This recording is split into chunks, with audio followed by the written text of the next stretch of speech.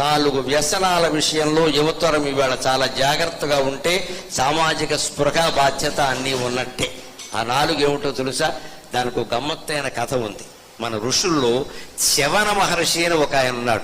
ఇప్పటికీ ఆయుర్వేద వైద్యులు చవనప్రాసలేఖ్యం అని అమ్ముతారు. ఆయన మహాతపస్సు చేసుకుంటూ ఉంటే ఆ రాజకుమార్తె ఆ అరణ్యంలో తిరుగుతూ ఈయన పుట్టలు పోసేస్తే ఈయనకి ఆ పుట్టలోంచి 2 కళ్ళు కనపడుతూ ఉంటే తెలియక ఏదో అనుకుని దర్భపుల్లతో ఆ కళ్ళు పొడిచింది. ఆయన కళ్ళు పోయాయి. నేను వృద్ధుడిని అయిపోయాను, కళ్ళు పోయే, నాకెవరు సేవలు చేస్తారు, నువ్వే నన్ను పెళ్లి చేసుకుని సేవ చేసుకో అన్నాడు ఆయన. ఆ రాజుగారు కూడా పాపం ఇష్టం లేకపోయినా తప్పనిసరి ఇచ్చాడు. ఆ తర్వాత అశ్విని దేవతల అనుగ్రహంతో ఆయనకు యవ్వనం వచ్చింది.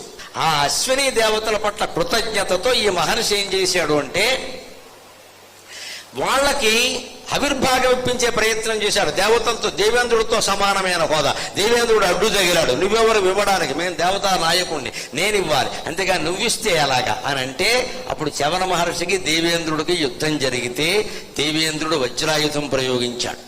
దీనికి యువతరానికి సంబంధం ఏమిటో చూడండి. గొప్ప కథ, చాలా పురాణ కథల్లో చాలా అద్భుతమైన నైతికమైన విలువలు ఉంటాయి. ఆయన వజ్రాయుధం ప్రయోగించాడు. వజ్రాయుధం ప్రయోగించగానే బోడు వజ్రాయుధం నన్నేం చేస్తుందయా అని ఒక జట తీసి అగ్నిలో వేసి ఒక రాక్షసుడిని పుట్టించాడు. ఆయన పేరు మధుడు. మధుడు అంటే మదం ఎక్కించేవాడు అని అర్థం. ఆ మధుడు అనే రాక్షసుడిని దేవేంద్రుడి మీద ప్రయోగించి చంపు, దేవేంద్రుడు చంపేయాల.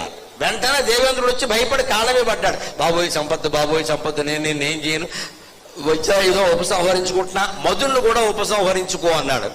వెంటనే ఇంద్రుడు వచ్చి కాళ్ళ మీద పడగానే ఆ మహర్షి మనస్సు కరిగింది. సరే మధుడిని ఉపసంహరిస్తున్నాడు. ఉపసంహరించడం అంటే ఎలా ఉంటుందో లేదా, సామాన్యమైన విషయం కాదు. ఈయన ఎందుకోసం పుట్టించారు? దేవేంద్రుడిని చంపడానికి. ఆ లక్ష్యం నెరవేరలేదు. ఉపసంహరించాలంటే ఏం చేయాలి తెలుసా? ఈయనకి వేరే ఆహారం చూపించాలి, కొంతమందిని చంపే ఏర్పాటు చెయ్యాలి. అందుకని ఆ చవనుడు ఏమన్నాడు అంటే, ఎవ్వరు జూదమాడతారో, ఎవ్వరు మద్యపానం చేస్తారో, ఎవ్వరు విపరీతమైన జీవహింసకి పాల్పడతారో, ఎవ్వరు వ్యభిచారం చేస్తారో వాళ్ళందరినీ శ్రీమద్రమణ గోవిందా అలాకెళ్ళిపో అన్నాడు. ఇది పురాణ కథ. ఎంత అందమైన మాట చూడండి. ఆ శక్తిని ఇలా వినియోగించి మద్యపానం చేసిన వాళ్ళని నెమ్మదిగా లాగే చంపేయి, కాలేయం పాడు చేసే ముందు లివర్ పాడైపోయింది, ఆసుపత్రిలో చేర్పించి 6 ఎకరాలు అమ్మేస్తాడు, పోతాడు క్రమంగా. పైగా ఊరూరా శుభ్రంగా రామనామనవమి నాడు పానకం పంచిపెట్టినట్టే పంచిపెడుతున్నారు. ఊరూరా బెల్ట్ షాపులు ఎట్టేసి. ఎంత తేలిగ్గా దొరుకుతుందో.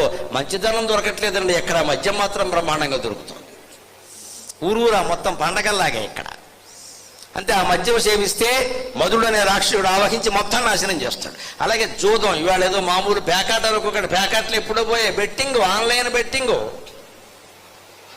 ప్రతి దాని మీద బెట్టింగ్లు. ఎక్కడో IPL మ్యాచ్, క్రికెట్ మ్యాచ్ ఇక్కడ బెట్టింగ్, ఎక్కడో ఎన్నికలు ఇక్కడ బెట్టింగ్. మొత్తం ఇవాళ యువతరం బెట్టింగ్ల కారణంగా నాశనం అయిపోతున్నారు. బెట్టింగ్ అంటే జూదమే కదండి పూర్తిగా. వాడు ఎవడో నెగ్గితే నీకే, నెగ్గపోతే నీకే, దాని మీద కాయడం ఏమిటి?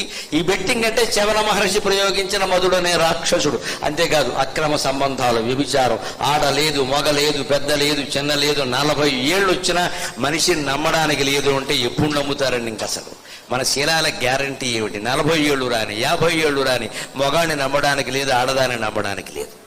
ఇంకా కాపురం సక్రమంగా ఉంటుందని లేదు ఇక్కడ. ఏ రోజు దృష్టి ఎలా మారిపోతుందో తెలియదంటే నిరంతరం అనుమానిస్తూ చేయాలి ఆ కాపురాలు. జరిగే పనేనా అది?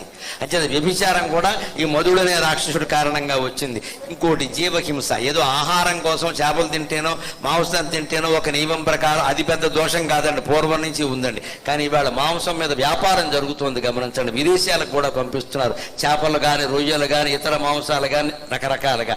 ఈ మాంసం వ్యాపారంలో, అలాగే జూదంలో, వ్యభిచారంలో, మద్యపానంలో ఈ మధుడిని 4ంటికి విభాగాలు చేశారు.